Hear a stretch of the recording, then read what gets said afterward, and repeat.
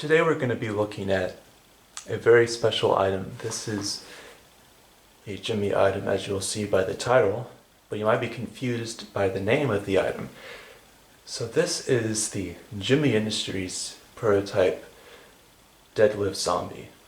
Now your initial thought will be, well, the Deadlift Zombie is a piece made by YJ for Spirit Halloween in 2009.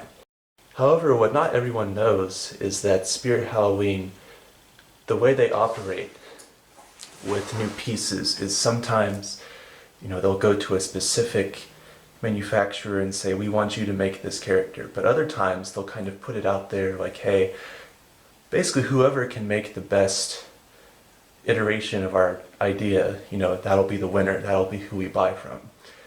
And this happened with Gemmy for a couple of items, So this is Deadlift Zombie, and they also did it for the Chester the Chest Ripper, actually. So if you've ever heard the audio that like Mr. Zombody has, where it's like a scream and ripping noises, that was actually the audio made for Gemmy's take on Chester the Chest Ripper for Spirit Halloween. And this is their take on the Deadlift Zombie. So if you ever wondered why all of a sudden in 2010, 11, 12, there was randomly some Grave Riser characters, as they're known, Ivana Get Up Witch and the Upchuck Reaper, well, those existed because the structure for them already existed. The structure was made for this guy, and this guy would have been made sometime in 2008 for the 2009 season. The head sculpt is not original. Well, it's original to this item, but it wasn't originally done for this piece. This head is actually one of the life-size haunted heads.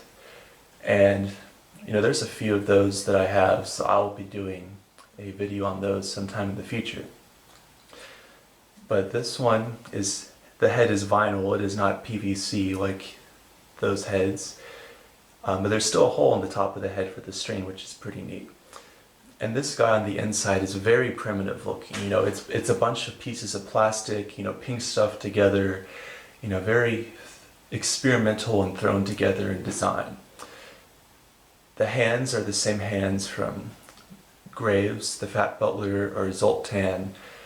They are resin. The head is spin mold vinyl, so that's more durable than the hands for sure. And there is a button you can push on his collar there that activates him. And there's also a motion sensor in the forehead and a sound sensor. Now this guy has the audio of the dead Ed coming out of the grave tabletop. However, only 2 phrases work. It has a weird programming issue to where when you first activate it, it plays the first phrase, then it does the second phrase, and every single activation after that, it does the second phrase. And I've not looked into this yet to see what might be causing this, or if it's just how it was programmed, but as of now, that's all it does. But he rises up, he looks side to side, his head tilts up and down, just like the Upchuck Reaper and the Ivana Get Up Witch. But I'll quickly do a little close-up view of him here to show all the details and whatnot. So there's his head. Pretty unique sculpt. I like how it's painted. There's kind of a glossy paint on the mouth and lips. Kind of reminds me of Distortions in that way. And then you have the button right there on his collar that you push, and then here's his hands. His hands were originally mounted right there. You can see where that little tab is, but they obviously broke off pretty fast because that's a pretty silly design. And that's how I found it. It was like that. So I have not reattached those because they're just going to break off again. It was a really strange decision to make. But yeah, so he has the black kind of inflatable fabric underneath, and then he has a dress shirt, and the arms are stuffed. I'll give a little glimpse down there. Can't see too much from right there, but his circuit board is just right there. This is a typical head turn mech for a 6-foot character, but kind of attached to a Cauldron Witch bobbing mech. Like I said, it's very primitive in nature. When I first saw this thing, it's like, what? Why does this exist? And then I put 2 and 2 together, and it's like, this is Deadlift Zombie. So that was pretty crazy to find out. And to even find this guy, you know, it was quite surprising, honestly, that I was able to come across this. And just a quick little warning here, the mechanism for this guy is pretty unstable. Where I've had him set up for the past several months, he's been good, but if he's on a slightly angled surface that he doesn't like, there might be some loud clicking noises from the mechanism. I am working to resolve this issue, but it'll require another gear to be modeled and printed that I do not have. And like I said, this is a very primitive design, so not exactly expected to withstand a lot of use, but it's held up pretty well after its repairs. But now we'll go ahead and push the button, and we'll hope that it doesn't click for the video.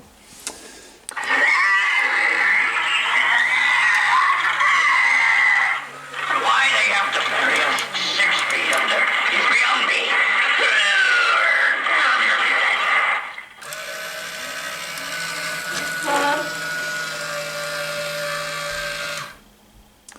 And there's one more phrase. As you could see, he did go up pretty far. A little help here.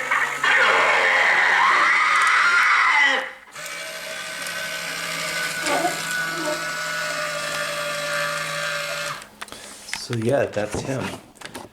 Really neat piece. I kind of like it more than Deadlift Zombie just because there's more animation. Obviously the phrases are comical, more instead of serious, which might have been a factor. But you know, Deadlift Zombie, you know, it's a latex head. You know, there's 2 movements instead of 3, and overall it was probably a lot cheaper to make. So that's most likely why they chose Deadlift Zombie, but I do like this guy a lot. If he was actually sold in spirit stores, I would have purchased him. And I'm really glad to have this piece, and I'm glad it's in good hands and has been restored for you to see. If there's ever an update with this guy, like if he ever, you know, has all his phrases working, then I'll do a new video. And if I get enough requests in the comments section, I suppose I could do a video just showing the mechanics on this guy, because it is really quite the sight. But if I don't get a lot of comments about it, then, you know, I won't probably bother making it. But hope you enjoyed, and enough of me talking. Thanks for watching this video.